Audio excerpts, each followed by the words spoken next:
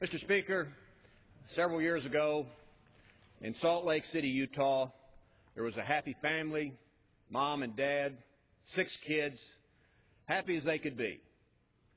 On a typical summer day, June the 5th, 2002, the kids and the family had their prayers. 2 of the girls went up to their room. The older girl read to the younger girl. They went to sleep, and then the nightmare began. In the middle of the night, the older girl, who was 14-year-old child, was awakened.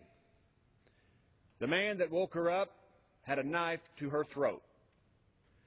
The younger girl woke up too, but was in fear and shock and terror and could not physically even move. So the kidnapper took the 14-year-old girl, climbed out the window with her, and at night point, he left in the middle of the night. Finally, the younger girl was able to get some type of composure and tell her parents what had happened. The police get involved and they start looking for Elizabeth Smart. But they didn't find her. And they didn't find her the next day.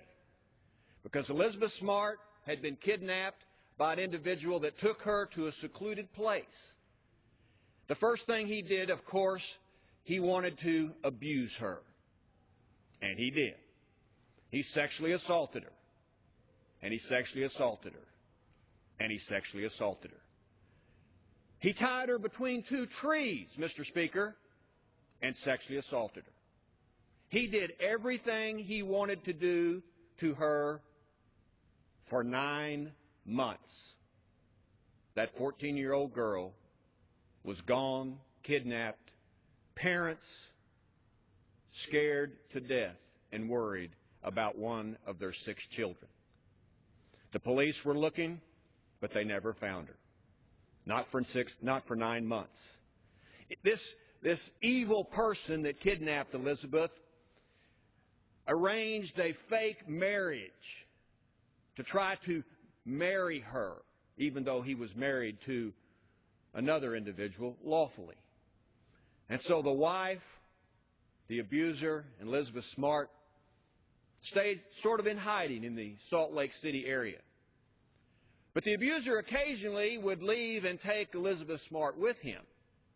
But he would tell her, if you ever scream and tell anybody, I will kill your family. She believed that. A 14-year-old girl obviously would believe that.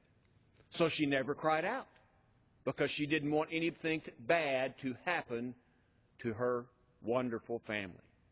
Meanwhile, Mom and Dad and the brothers and the sisters, every day, hope, but no results in finding her. The evildoer would even make, when she would go with him forcibly, he would put a wig over her head, put a veil, disguise her, so that if people in the Salt Lake City area knew Elizabeth Smart, they wouldn't recognize her. Finally, after 9 months, Elizabeth Smart was with the evil sexual person that sexually assaulted her and his wife. And a police car stopped. The police car started questioning Elizabeth Smart. She didn't say anything because she remembered that the evildoer said he would kill her family.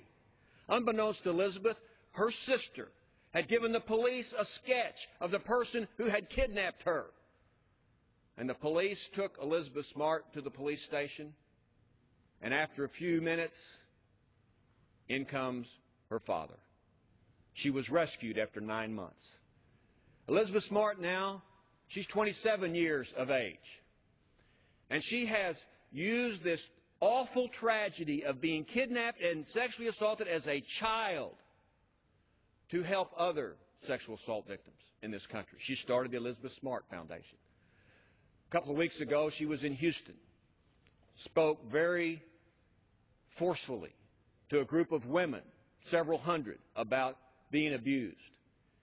And so this Victims' Rights Week, Mr. Speaker, I want to honor Elizabeth Smart and all those other sexual assault victims that have been assaulted by evil people in this country, and let us remember to support them totally in their recovery.